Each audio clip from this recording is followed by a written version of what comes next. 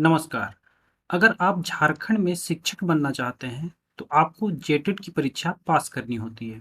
तो आज हम बात करेंगे जेटेट की परीक्षा को लेकर, तो वीडियो को बिना स्किप किए अंत तक ज़रूर देखें। हालांकि ये वीडियो थोड़ी लंबी हो सकती है, तो भी इस वीडियो को अंत तक देखें और वीडियो में बताई गई सभी बातों को ध्यान से समझें, क्योंकि आप सभी को भी मालूम है कि आज के समय में सरकारी नौकरी का क्या महत्व है और वो नौकरी शिक्षक की हो तो बात सोने पे सुहागा वाली हो जाती है।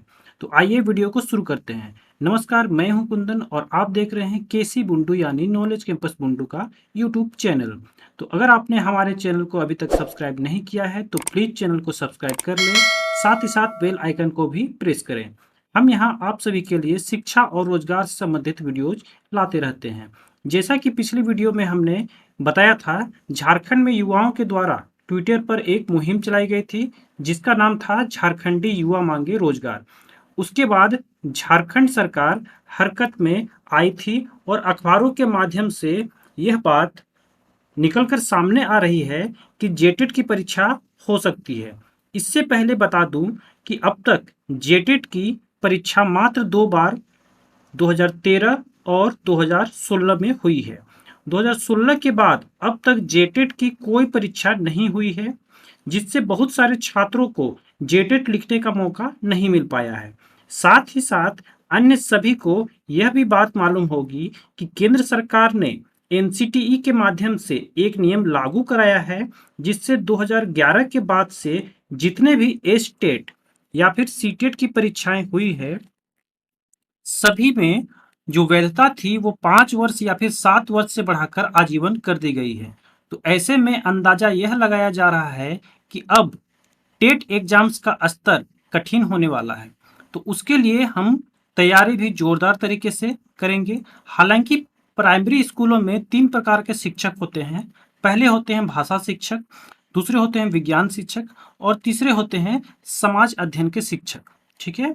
इसमें भाषा शिक्षक में हिंदी, अंग्रेजी, संस्कृत या फिर उर्दू या फिर कोई भी क्षेत्रीय भाषा से संबंधित शिक्षक जो कि उस टाइप के वैसे कोर्स किए हैं, तो वे जो आते हैं वे भाषा शिक्षक की श्रेणी में आएंगे। ठीक है।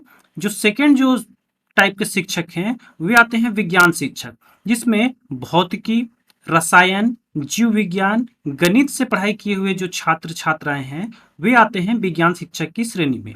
तीसरे वैसे शिक्षक हैं जो कि इतिहास, भूगोल, राजनीति शास्त्र, अर्थशास्त्र या फिर समाज शास्त्र लेकर पढ़ाई किए हैं, वे आते हैं समाज अध्ययन के शिक्षक की श्रेणी में। तो आज हम यहाँ एक विषय के संभावित सिलेबस के बारे में बात करेंगे। हालांकि एक एक करके मैं सभी विषयों के संभावित सिलेबस अपने वीडियोज के माध्यम से आप सभी के साथ साझा करूंगा। तो आज यहाँ जो सिलेबस लेकर आया हूँ वह समाज अध्ययन के शिक्षकों के लिए है, जिसमें हम इतिहास विषय की बात करेंगे, जिसका स्तर इंटर तथा स्नातक स्तर का होगा, क्योंकि नई नियमावली के तहत झारखंड सरकार की टेट की परीक्षाओं में 1 से कक्षा 5 तक के शिक्षक बनने के लिए इंटर स्तर के प्रश्न पूछे जाएंगे तथा 6 से 8 कक्षा के शिक्षक बनने के लिए स्नातक स्तर के प्रश्न पूछे जाएंगे। तो आइए शुरू करते हैं इतिहास का सिलेबस। देखिए, इतिहास के विषय के शिक्षक बनने के लिए आपके जो सिलेबस हैं वो कुछ संभावित सिलेबस इस प्रकार से हैं। पहला जो टॉपिक है वह है प्राचीन भारतीय इतिहास के स्रोत। ठीक है। इसमें देखिए 2 स्रोत का यहाँ पे वर्णन किया गया है और 2 स्रोत ही आपको पढ़नी है। ठीक है। इन्हीं 2 स्रोतों के माध्यम से जितने भी इनके अंदर जो भी स्रोत प्राप्त होंगे उन सब का से रिलेटेड क्वेश्चन आपको एग्जाम्स में पूछे जाएंगे। ठीक है। तो यहाँ पे जो पहला स्रोत दिया जा रहा है वो है साहित्यिक स्रोत और दूसरा है पुरातात्विक स्रोत। साहित्यिक स्रोत में हम वैसे स्रोत को देखेंगे जैसे कि आप मान लीजिए बुक, कोई भी किताब। ठीक है। तो किताब जो है वो साहित्य की श्रेणी में आ जाएगा। ठीक है। तो पहले के जो लेखक थे वे अपने समय में कुछ न कुछ बुक लिख दिए थे। अब उन बुक को अभी हम लोग जो भी देखते हैं, मान लीजिए कि वो संस्कृत में लिखी गई पुस्तक है, तो संस्कृत का हम लोग अध्ययन करके जानते हैं कि उस समय के जो इतिहास हुआ था वो कैसा था। ठीक है। उस समय के जो लोगों का रहन सहन था, संस्कृति थी, जो भौगोलिक परिवेश था वो कैसा था, भौगोलिक स्थिति थी वो कैसी थी। ठीक है। और सेकंड में है पुरातात्विक स्रोत। ठीक है। तो पुरातात्विक स्रोत में आ जाती है जैसे सिक्के हो गए, अभिलेख हो गए, तो वे सब, या फिर कोई जमीन से जो खुदाई के वक्त हमें प्राप्त होते हैं, तो वैसे जो भी चीजें प्राप्त होती हैं तो वे सब आती हैं पुरातात्विक स्रोत में। ठीक है, तो उन सब से हम लोग को मालूम चलता है कि पहले के समय में जो लोगों का रहन सहन था या फिर कोई भी चीज कैसा हुआ करता था। आगे चलते हैं। सेकंड नंबर में है मगध साम्राज्य की स्थापना। ठीक है, तो मगध जो साम्राज्य था उसमें तो बहुत सारे राजवंशों ने शासन किया था, लेकिन यहाँ पे जो है टेट के सिलेबस में हम लोगों को बस ये देखना है कि मौर्य वंश, ठीक है, मौर्य वंश जब शासन किया तो उसमें भी हम लोग को बस दो शासक के बारे में यहाँ पे पढ़ाई करनी है। एक पहला है चंद्रगुप्त मौर्य और दूसरे हैं अशोक। ठीक है, तो इन्हीं के बारे में ही बस हमें पढ़ना है टेट के सिलेबस में। अगला है विक्रमादित्य की उपलब्धियां। तो विक्रमादित्य जो कि चंद्रगुप्त द्वितीय का ही उपाधि थी, ठीक है, टाइटल था। तो विक्रमादित्य की उपलब्धियां में हम लोग देखेंगे कि विक्रमादित्य जो कि चंद्रगुप्त द्वितीय जो थे, उन्होंने अपने शासन काल में क्या क्या उपलब्धियां प्राप्त की थी, उनके द्वारा जो भी कार्य किए गए थे जनता के प्रति वो क्या क्या थी, उनका शासन व्यवहार कैसा था, उनका जो राज्य के राज्य के प्रति जो उनका शासन व्यवस्था थी वे कैसी थी, तो ये सबको हम लोग पढ़ेंगे टेट के सिलेबस में। ठीक है, आगे है हर्षवर्धन। ठीक है, तो हर्षवर्धन के बारे में भी हम लोग देखेंगे, जो कि इनके समय में एक फेमस जो है चीनी यात्री ह्वेन सांग, आप लोगों ने नाम सुना होगा। तो ह्वेन सांग जो थे वो हर्षवर्धन के समय में ही भारत आए थे, तो हम उसके बारे में भी पढ़ेंगे। और टेट के सिलेबस में हर्षवर्धन जो है बहुत ही इंपॉर्टेंट टॉपिक है, इससे प्रश्न अक्सर पूछे जाते हैं। ठीक है, चलते हैं आगे। अगला है आपका अरबों का सिंध आक्रमण, कारण तथा परिणाम। तो अरब जो थे वे सिंध पे आक्रमण किए, और सिंध जो था उस समय भारत का ही हिस्सा हुआ करता था।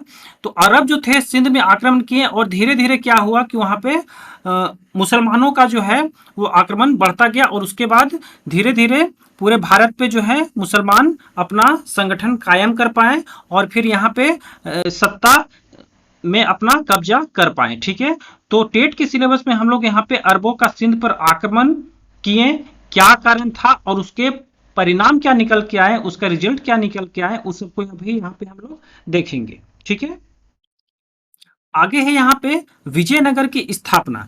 तो विजयनगर की स्थापना के बारे में मैं बता दूं कि हरिहर और बुक्का नामक दो भाई थे जिन्होंने की विजयनगर की स्थापना की थी। हालांकि आगे चलकर जो इनके वंशज हुए राजा कृष्णदेव राय ने, उन्होंने जो है विजयनगर के विकास में बहुत ही ज्यादा महत्वपूर्ण रोल अदा किया। ठीक है, तो यहाँ पे हम लोग विजयनगर की स्थापना और उनके जितने भी उनके वंशज हुए थे, और जो बहमनी साम्राज्य जो है वो विजयनगर साम्राज्य को खत्म कर दिया था, वो सब भी हम लोग यहाँ पे देखेंगे। यानी कि टेट के सिलेबस में आपका विजयनगर की स्थापना यानी कि विजयनगर जो था वो शासन भी आपको पढ़ना है। आगे चलते हैं बाबर की उपलब्धियां। तो बाबर जो था वो मुगल वंश से संबंधित था, यानी कि भारत में बाबर ने ही मुगल वंश की स्थापना की थी 1526 ईस्वी में। ठीक है, इब्राहिम लोदी को हरा के। तो हम लोग यहाँ पे देखेंगे कि बाबर जो है वो 1530 में जब उसकी मृत्यु होती है, तो उस समय तक बाबर की जो उपलब्धियां थी वो क्या क्या थी। ठीक है, बाबर जो है इन 4 वर्षों में क्या क्या कर पाया, हालांकि उसके बैक के जो भी पास्ट जो भी अतीत थे उनके बारे में भी हम लोग देखेंगे। ठीक है, हालांकि सबसे ज्यादा जो क्वेश्चन आते हैं वो भारत से जुड़े हुए ही आते हैं कि बाबर और भारत के बीच जो भी रिलेशन था वे क्या क्या थे, उन सबसे ही ज्यादातर क्वेश्चन पूछे जाते हैं। ठीक है, आगे बढ़ते हैं। आगे है शेर शाह का शासन प्रबंध। ठीक है, तो शेर शाह जो था, अगर आपने इतिहास को देखा होगा तो यहाँ पे आपको मालूम चलता होगा कि जब बाबर का पुत्र था हुमायूं, तो हुमायूं को जो है शेर शाह ने युद्ध करके यहाँ से भगा दिया था, और वापस जब शेर शाह की मृत्यु हुई तो फिर से हुमायूं जो है वो वापस यहाँ पे आ गया था। ठीक है, और फिर उससे उसने जो मुगल वंश की जो स्थापना जो बाबर ने की थी उस वंश को फिर से वो यहाँ पे आगे चलाया था। तो यहाँ पे जो है शेर शाह का जो शासन प्रबंध था वो कुछ ही समय के लिए था, लेकिन बहुत ही ज्यादा अच्छे तरीके से ये शासन कर रहे थे, यानी कि बहुत ही ज्यादा विकसित शासन प्रणाली थी। ठीक है, तो उन सबको भी हम लोग यहाँ पे देखेंगे। आगे चलते हैं। आगे है अकबर राजपूत नीति तथा धार्मिक नीति। तो जो बाबर के पुत्र थे हुमायूं, हुमायूं के ही पुत्र थे अकबर। ठीक है, तो अकबर जो है वो बहुत ही महान राजा समझे जाते हैं ऐतिहासिक दृष्टि से। तो यहाँ पे हम लोग देखेंगे कि अकबर का जो था वो राजपूत नीति क्या था। ठीक है, यानी कि राजपूतों के साथ इनके संबंध कैसे थे, तथा इनकी धार्मिक नीति, ठीक है, तथा धर्म के प्रति इनकी जो सहिष्णुता थी वो कैसी थी। आगे हम लोग बढ़ते हैं। आगे है मुगल साम्राज्य के पतन के कारण, यानी कि मुगल साम्राज्य जो था उनके पतन के क्या कारण थे, यानी कि मुगल साम्राज्य का यहां से हटने का, खत्म होने का क्या क्या कारण थे, उन सबको भी हम लोग यहाँ पे देखेंगे। ठीक है, आगे बढ़ते हैं। आगे है शिवाजी का शासन प्रबंध, यानी कि शिवाजी जो थे वे मेनली बिलोंग करते थे महाराष्ट्र के एरिया से।